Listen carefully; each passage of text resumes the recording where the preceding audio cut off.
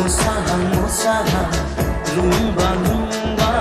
खानाय लानानै आंनि गोसोखौ खावना लांबाय नों आंनि गोसोखौ बोना लांबाय नों असरा नोंनि थेखा असरा नों खिन्थाखा बागुरुम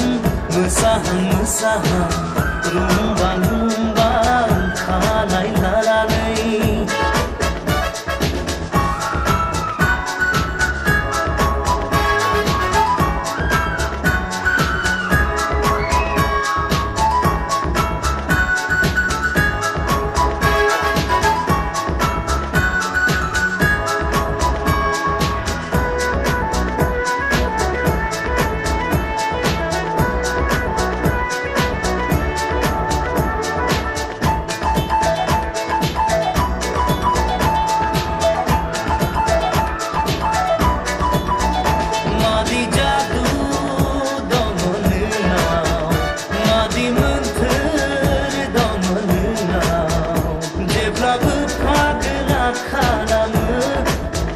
जेब्लाबो गोसोखौ बोहोयो